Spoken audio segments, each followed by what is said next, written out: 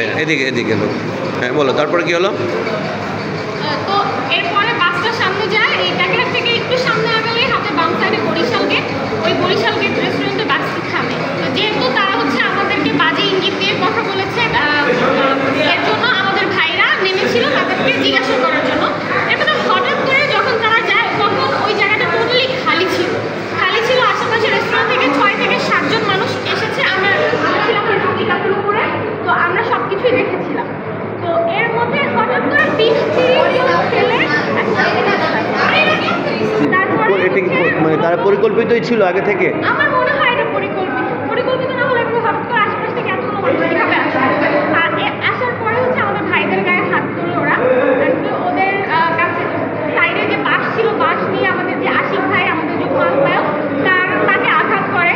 এরপরে তারা যখন দৌড়ে আসে আমাদের পিকআপের কাছে, ওই টাইমে আমরা যখন প্রতিবাদ করতে যাই ট্রাকের উপর দিয়ে ওরা আমাদেরকে হুমকি দেয়।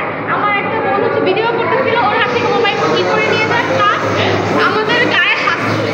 তারপরে কিরণ আপুর গায়ে হাত তুলে, এরপর আপু সেখানে সেন্সলেস হয়ে যায়। এই মূলত কাহিনী। এরপর আমরা চলে আসছি। আহত মূলত আশিক ভাই হয়েছে, আশিক ভাইয়ের পরে কিরণ আপু হয়েছে। আমার হাতে অল্প একটু ব্যথা।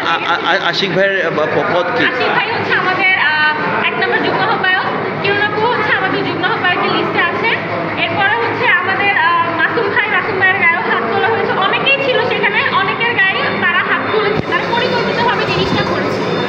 তো আমরা অলরেডি সেখানকার আর্মি ক্যাম্পে গিয়েছিলাম, তারা এখনো কোনোভাবে স্টেপ নেয়নি। আমরা এখন আমাদের সদরের আর্মি ক্যাম্পে যাব, তারা যদি কোনো ধরনের স্টেপ না নেয় আজকে রাতের মধ্যে আমরা কোনো মিজান নামের গাড়ি এখানে যেতে পারবো। হ্যাঁ, কি হয়েছিল ঘটনাটা ওখানে? আমরা আজকে শহীদ পরিবারের 8 জন শহীদ পরিবারকে মারামারির সময় মারামারির যে সময়টুকু, ওই সময়টুকু এখানে ছিলাম না। বাকি সময় সকাল থেকে 5টা পর্যন্ত আমি এখানে। এখন যখন মারামারি হয় তখন আমার বাসায় আমি বাসায় ঢুকি। ঢোকার পরে পরবর্তীতে ওদের উপর হামলা হয়। মানে আমি সোজা করে কয়জনের উপরে হামলা হয়? হামলা হয়েছে 2 জন। মানে প্রত্যেকটা মেয়েকে মারতে ওর সাথে আছে, কিন্তু 2 জন গুরুতর, আর ওই যে আশি করছে গুরুতর। আচ্ছা আচ্ছা, কি যুগে যাচ্ছিলেন আপনারা? আমরা আজকে শহীদ পরিবারকে যেহেতু ফলের মৌসুম চলছে, আমরা তাদের সাথে এইটা করতেছিলাম, বা ফলের মৌসুম তাদেরকে দিতে গেছিলাম, যে ফল টল বিতরণ করতেছিলাম, তাদের মধ্যে ফল দিয়ে তাদের সাথে সাক্ষাৎ করতেছিলাম। আচ্ছা, কয় সদস্য গিয়েছিলেন আপনারা? সামান্য একজন মধ্যে। এই টেবিল 4টা কমপ্লিট, ওই পাশে 5 নাম্বার আমাদের দিকে যাবো, এই যে তখন ওদের। আচ্ছা, অ্যাটাকটা করলো কারা? অ্যাটাক কারা করছে? মিজান পরিবহন, যেটুকু শুনলাম যে মিজান পরিবহন, বরিশাল রেস্টুরেন্টের স্টাফ। বরিশাল রেস্টুরেন্টের স্টাফ। আচ্ছা, তাদের সাথে কি পাক্ষিক কোনো গন্ডগোল আগের ছিল কি? আমাদের কোনো ঝামেলা নেই, কোনো সমস্যা নাই, বা এখনো তাদের সাথে আমাদের। তারা কি পরিকল্পিত ছিল আক্রমণটা এমন কিছু? তারা কাটায় ছড়ি এই সেই, তাদের সাথে কিভাবে যদি করে ইয়া না থাকে, প্ল্যান না থাকে, তাদের নিশ্চয়ই প্ল্যান ছিল। কোন পরিবহন বললেন?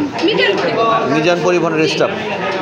আর হলো গিয়ে বরিশাল রেস্টুরেন্টের স্টাফ। ওদের নাম বলতে পারবেন কারণ? বরিশাল নামে, আর হচ্ছে মিজান পরিবহন। কোন জায়গাতে বসে ঘটনাটা ঘটে? যে ব্রিজ রয়েছে, লোহার ব্রিজের ওপারে, আর ওপারে তেলের পাম্পের ছেড়ে।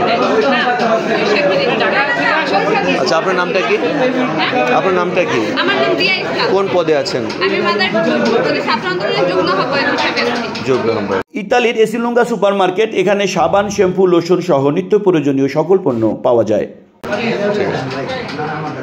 আমরা বৈষম্যবিরোধী ছাত্র আন্দোলনের পক্ষ থেকে আজকে যেহেতু আমাদের ফলের মৌসুম চলতেছিল, আমরা শহীদ পরিবারদের জন্য আর কি ফল বিতরণের জন্য আর কি গিয়েছিলাম। তো সেখানে আমরা ব্যাক করতেছি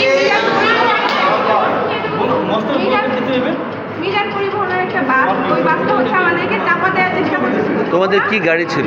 আমাদের ট্রাক ছিল, যে পিকআপ ছিল। তো আমাদেরকে চাপা দেওয়ার চেষ্টা করা হয়, দেন ওরা আমাদেরকে বাজে ভাষা ইউজ করে, যেগুলোর জন্য আমাদের ভাইরা মানে তাদেরকে প্রতিবাদ করার পরে দেন